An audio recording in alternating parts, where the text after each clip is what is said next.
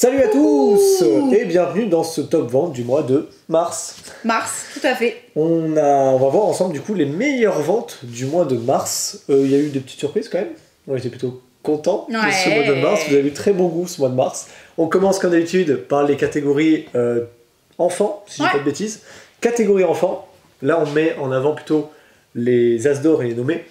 Premier As d'or enfant, premier top vente enfant, la planche des pirates que j'ai inséré ici parce qu'on en a déjà plus à la boutique et je crois qu'il est en rupture. Il est en rupture, il revient le 21 avril normalement. Il est trop bien. On l'espère, voilà, la planche des pirates, petit jeu de prise de risque. Et on a également un peu. D'adresse aussi un petit peu. On a également... Hop. Lui on l'a par contre.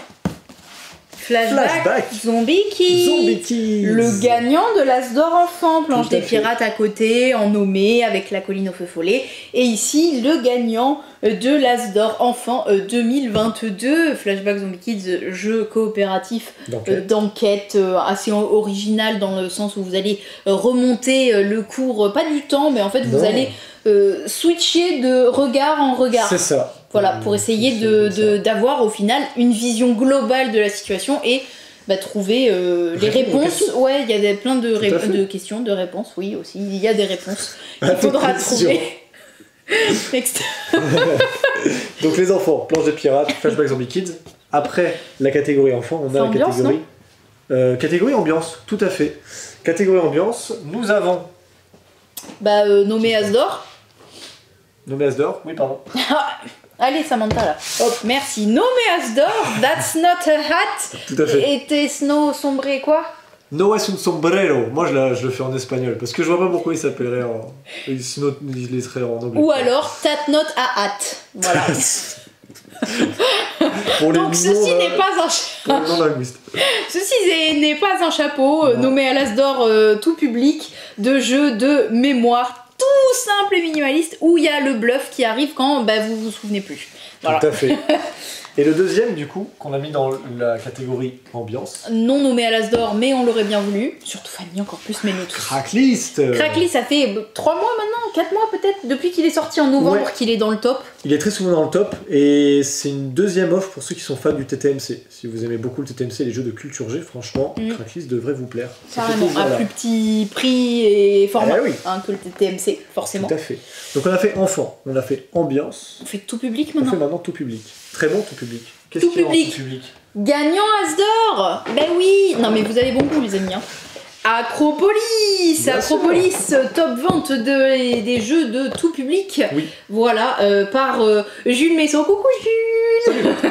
Jules Messot et illustré par Pauline Détraces. Donc ce petit jeu de pose de tuiles d'agencement sur plusieurs étages pour remplir des... pas des objectifs, mais en fait scorer le plus possible en fonction des différents types de bâtiments et de quartiers. Voilà. Très très cool. Très accessible, ça très fluide. Une autre proposition à tout ce qui est King Domino et Carcassonne, un jeu de connexion de tuiles. Ouais, très très plusieurs bien. Étages, Acropolis. Et le deuxième. Si t'as pas tout cassé. Non, pas encore. Here to Slay. Here to Slay. Ça fait au moins 2 mois qu'il est là. Here to Slay. Ou 3, autre proposition pour les fans de Munchkin. Voilà. Donc là on a 2 jeux qui fonctionnent bien. Et qui sont un peu dans la même vibe de jeux qui ont déjà bien fonctionné. Qui sont là pour dire pas je prends la place, mais je suis un peu nouveau là, c'est bon, tu peux venir me voir, t'as fait le tour, vas-y viens, moi j'ai quelque chose de nouveau, tu vois. C'est un site de rencontre pour les jeux, c'est une très bonne idée de sketch, donc on va bosser là-dessus. Faut qu'on le note, on va l'oublier. Après cette catégorie du coup tout public, initié on a ou la catégorie effectivement initié. Initié, qu'est-ce qu'on a? Oh, j'ai un coup de cœur à moi. De toute façon, à chaque fois qu'il y a une Disney Villainous qui sort, elle est toujours dans le top, au moins pendant 2-3 mois. Ça c'est obligé, parce que à chaque fois vous foncez dessus, vous avez bien raison. Il y a Lotso de Toy Story 3, Syndrome de Indestructible et Madame Mime de Merlin l'Enchanteur. Tout à fait. Voilà. Et le deuxième c'est aussi un coup de cœur. Je me souviens plus. Oh oui, la bête. La bête. Trop bon jeu la bête. La bête, grand coup de cœur de toute l'équipe. Ouais. Tout le monde. C'est super bien pour les joueurs qui aiment bien du 1 contre tous, pour ceux qui veulent... De la déduction. Ouais. C'est aussi bon à 2 qu'à 3, qu'à 4. C'est hyper bien documenté, le matos c'est ouf. Oui. Enfin bref. C'est très bien édité, ouais. Voilà. vous avez bon goût et vous nous écoutez parce qu'on a bon goût quand on vous conseille. Donc voilà, vous avez bien raison. Ouais. Ça y est, ça commence. Je te laisse agencer tout ça. Oui. Et moi, je continue les catégories. Donc là, on a fait initié. On arrive à la catégorie. La catégorie expert. Ah oui, bah celle où je m'y connais pas. Catégorie expert, c'est de la science-fiction. Donc ça fait plaisir, Antoine. Oui.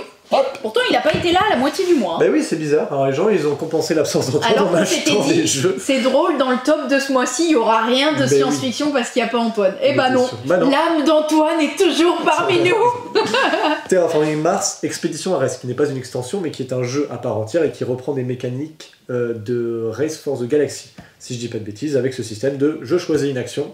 J'en profite, mais les autres joueurs en profitent également, mais ils ont une action un peu moindre. Donc c'est toujours intéressant ce genre de mécanique. On reste dans du Terraforming Mars avec du jeu de combo de cartes, et on reste dans du combo de cartes, plutôt deck building avec du placement d'ouvriers, thème SF, vous l'avez deviné. C'est bien sûr toujours dénommé à l'As d'Or, mais pas de cette année, de l'année dernière. C'est pas le gagnant lui de l'As d'Or ? Si, bien sûr. Ah oui, t'as dit nommé. Ah pardon, gagnant. Nommé et gagnant, pardon, de l'As d'Or, mais de l'année dernière. Dune Imperium, évidemment, très très bon jeu de cartes, de deck building et de placement d'ouvriers, qu'on apparente souvent aussi un petit peu aux ruines perdues de Nara, qu'on peut l'associer à Riverdale aussi, hein, mais il n'y a pas de deck building dans Riverdale. On peut, il y a des cartes et du placement d'ouvriers. Oui. Et c'est un très bon jeu. Oui, mais moins que Riverdale. J'ai fait mon point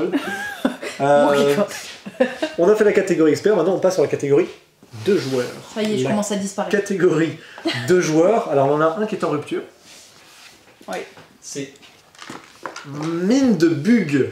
Lui, il est en rupture, mais on a encore quelques exemplaires, donc du coup on peut vous le montrer en physique et non pas faire une incruste moche. Alors, vous regardez cette vidéo, normalement c'est lundi.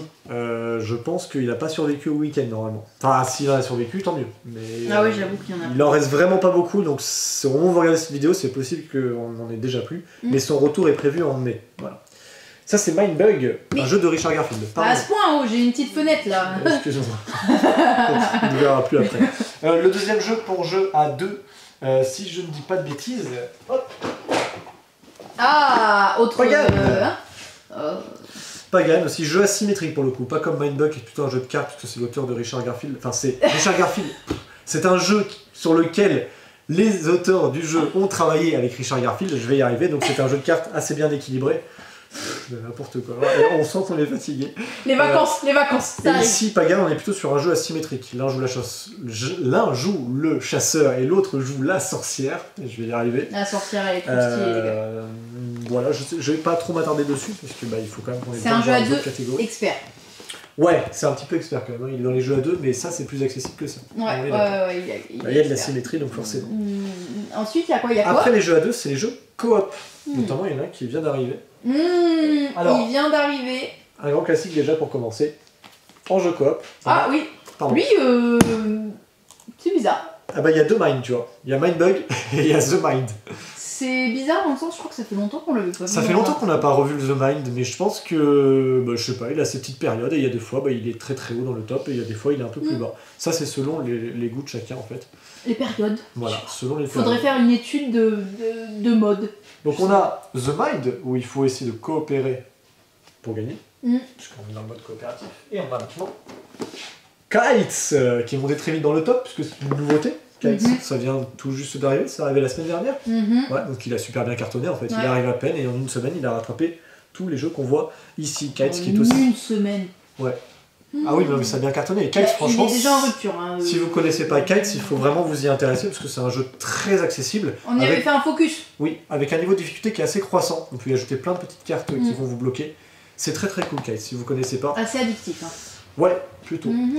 Et on finit sur la dernière catégorie qui est aussi une catégorie en général coopérative. Oui. Quoique. En général, si. Ça dépend. Si. Sauf quand on joue avec Antoine qui aime bien. On est dans la catégorie JDR. Et dans le top JDR, qu'est-ce qu'on a ? Bon, voilà, on va pas se mentir, le Donjon et Dragons, il est toujours présent dans les top ventes du JDR parce que, comme son nom l'indique, il est essentiel. Donc ça c'est la base en général dans les top ventes de JDR parce que c'est souvent plébiscité Donjon et Dragons. Et le deuxième, assez surprenant, parce qu'il est sorti il y a longtemps, C'est Forbidden Lands. C'est un... Ouais, mais c'est vrai qu'on nous prend tout le temps en ce moment. Bah ouais, je sais pas d'où il pourquoi. est ressorti. Nous, on n'est pas spécialement... Alors, c'est pas qu'on est friand, mais... moi, je connais pas. Je connais pas. Mais du coup, comme on le connaît pas, on le conseille pas forcément. Donc des fois, on voit des choses où on sait que certaines personnes vont très souvent le conseiller. Et donc, potentiellement, la bête, s'il est dans notre top, il est peut-être pas dans toutes les top ventes des boutiques. Parce que nous, en fait, on adore la bête, et c'est vrai qu'il peut nous arriver de plus le conseiller que dans d'autres boutiques. Mais là, pour le coup, Forbidden Lands, dans le jeu de rôle, je sais pas. Dites-nous, vous, boutique, si vous vendez du jeu de rôle, est-ce que lui, il ressort souvent? Est-ce qu'on vous le demande souvent? Parce que nous, on le conseille pas plus que ça. Regain. Mais Forbidden Lands, les gens, ils viennent pour Forbidden Lands. Je ne connais pas du tout, faudrait peut-être que je m'y penche. Voilà. Tiens. Oui. Là. Donc là, vous avez devant vous... Mais attendez. Ah mais attends, c'est vrai ça. Tadadada, le top vente, toutes catégories confondues. Mais attends, on le verra pas là, c'est beaucoup trop. Il le voit pas. Ah ouais, je pense que le cadre il est passé. Ouais, là c'est bon là. Bon. Vous le voyez bien, hein. Vous le connaissez pas lui? Non, il faut vraiment que vous penchiez dessus, hein, parce que lui, personne ne le connaît, il sort de nulle part, mais vraiment, il sort de nulle part, hein, s'y attendez pas. Hein. Faut tout le monde. Bien évidemment, le top vente, ça reste Skijo, le top vente ultime. Skijo, ça fait plusieurs années, enfin ça fait plus d'un an je crois qu'il est top vente. Il y a une dame, une personne en tout cas, qui a fait un commentaire en nous disant que c'était apparu dans les tops et... Il y a très très longtemps. Et elle a donné une date et je suis désolée, j'ai oublié la date parce que j'ai une très mauvaise mémoire des dates, mais je crois que la personne avait dit 2020. Oui, c'est possible. Ouais, c'est possible, ouais, c'est un truc comme ça. Mais c'est ça. Mais merci pour le commentaire, même si du coup, on a une mauvaise mémoire, donc voilà. Mais merci d'avoir fait la recherche dans les tops. Mais voilà, il est là depuis très longtemps. Certains diraient trop longtemps. Qui dit ça? Je ne sais pas. On va retirer tout ça et on va ensuite passer à nos coups de cœur du mois. Et on se retrouve du coup pour les coups de cœur de l'équipe, ce petit format que vous avez l'air de bien aimer. On continue donc un hommage à Antoine. On sait Antoine, tu nous l'avais dit déjà le mois dernier et il y a ta tête dessus pour la tester depuis un mois que tu n'es pas là. Critical Sanctuaire, son grand coup de cœur puisque ça répond totalement à ses grandes aspirations qui sont la vulgarisation du JDR qui soit accessible à tous et tous, et Critical c'est très bien faire ça. On vous a même fait un petit let's play narratif sur la chaîne avec notre MJ professionnel Christophe sur Critical Sanctuaire, le scénario 0. Donc voilà, son coup de cœur du mois de mars. Tout à fait. Ton coup de cœur du mois de mars. Bah oui. Ah bah ça... Pas vraiment une nouveauté, n'est-ce pas? C'est pas vraiment une nouveauté, c'est une réédition mais sous format Big Box qui rajoute 2 nouveaux modules que je ne connais pas, qui sont le mariage et le mode solo. Et Descendance, c'est un des meilleurs jeux de société qui existent, qui est sorti depuis... je sais pas, il est sorti il y a très longtemps.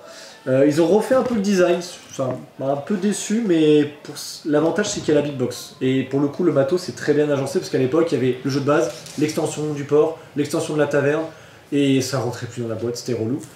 Je suis super content. Si vous ne connaissez pas Descendance, vous devez vous procurer cette magnifique boîte et jouer à ce super jeu, parce qu'il est trop bien. Voilà. Je ne vous dirai pas plus. Coup de cœur de Jeff. Fauna, réédition. Réédition aussi, parce que c'est un jeu c'est en F, donc c'est Friedman Freeze qui fait des jeux en F. De culture G en fait finalement. C'est ça, culture G avec de l'approximatif, parce qu'en fait on peut essayer de poser des petits cubes un peu au pif en disant je crois que c'est par là, et on gagne un peu de points. Mais des fois on n'en gagne pas du tout, voire si on est complètement à côté de la plaque on perd des jetons, ça c'est un peu relou. Mais si on est en plein dessus par contre on gagne pas de points. Faut se positionner sur le poids, la taille des animaux, les longueurs de leur queue, enfin plein de trucs. Bah, les régions aussi, Voilà. C'est ça. Culture G. Et on peut y aller au pif. Mais c'est chaud. Risqué. On a aussi mon coup de cœur. Ouais. Je vous en avais parlé dans le topo récap de Cannes. C'est un des jeux qui m'a le plus marqué. Jeff voulait aussi que j'en parle de celui-là comme son coup de cœur, mais il avait aussi Fauna, donc je le précise quand même. Jeff est avec moi en coup de cœur du mois là-dessus. Ah oui. Je pense que vous aussi, parce que oui, là c'est un coup de cœur d'équipe en fait. Mais c'est ma tête dessus. Donc voilà, le petit bal des chaudrons illustré par le monsieur qui fait l'auberge sanglante et Fuji. Je sais plus comment il s'appelle, c'est un espagnol. Je vais dire. Ah voilà, Weberson Santiago. J'adore ces illustrations. avec des petits chaudrons et vous faites exploser les chaudrons à la tête de vos voisins en y mettant trop d'ingrédients dedans. Trop bien. C'est à peu près tout. Fanny. Bah, Fanny Cracklist, mais bon, c'est toujours pas le mois de mars, mais si. Enfin, c'est pas sorti en mars, mais si on lui demande un peu ses coups de cœur. Cracklist. Quirkel de luxe. Quirkel de luxe. Non, en vrai, malheureusement, on n'a pas. On est méchant, on n'a pas bien préparé et on s'est mis sur le top une fois que Fanny est partie. Elle finit un peu plus tôt que nous. Ouais. Et du coup, on s'est penché dessus, genre à 18h52. Il y avait Jeff, du coup, on a pu lui demander son coup de cœur. Mais Fanny était déjà partie, du coup, bon. Désolée Fanny. Le mois prochain, on se rattrape, promis. Voilà, et du coup, la fin de cette vidéo de coup de cœur et enfin de top vente à la base. De coup de cœur de top vente de ce mois-ci. Ouais. J'espère que vous avez aimé cette vidéo et puis nous, on vous dit à bientôt. Chez Jeux des Cartes Bordeaux.